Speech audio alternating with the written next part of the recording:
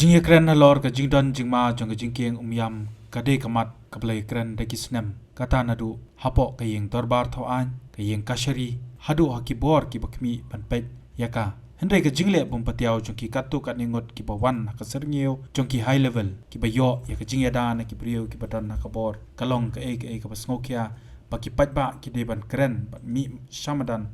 namar kane kajing kieng kam shakri tangi ki high level ki brio ka sarkar ki bapen khen anyi dalade ni ki rushimet hendai kalong ubudlom haki babun kilyang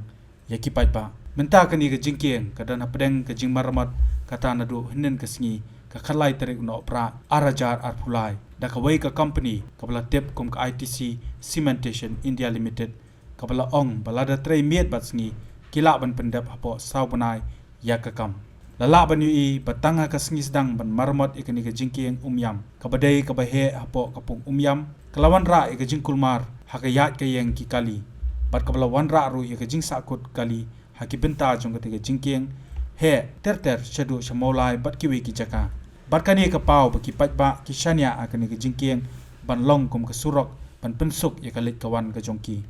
henrei ka basngosi bahaswa ban sedang ban marmot ikani ka jingkieng kaladon ka jingpen khen wat ya ka hukum ka deputy commissioner ka East Castles kabla penjari ru da ka 144 CRPC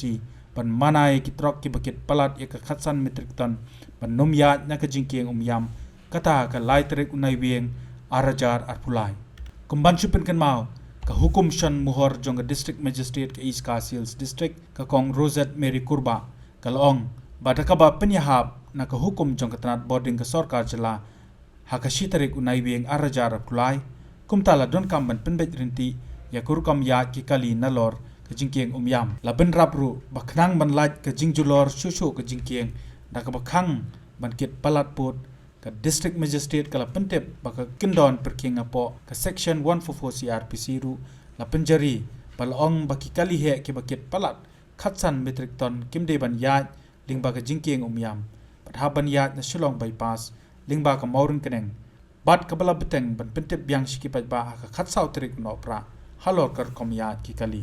hagasngi sedang man marmot ika jingkieng umyam uhanuman kalam ubalong construction manager ka ITC Cementation India Limited haringkat bat para bay trelang jong u kilai tho baka jing sedang man marmot yakane ka jingkieng umyam kalong hadien ka jingyo bor nakibor ka sarkar Meghalaya bat ubala ongru baka jing marmot yakate ka jingkieng kanchimpor kumba saubanai e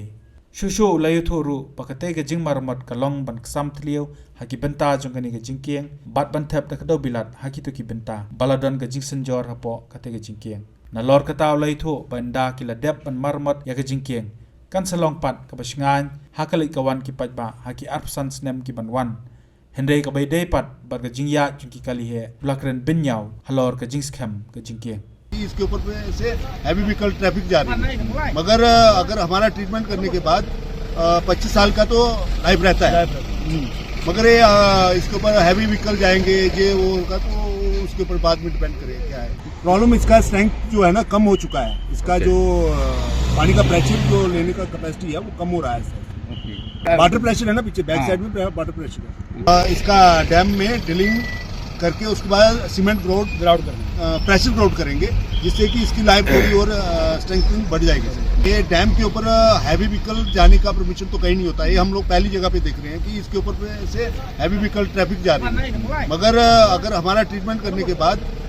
25 साल का तो लाइफ रहता है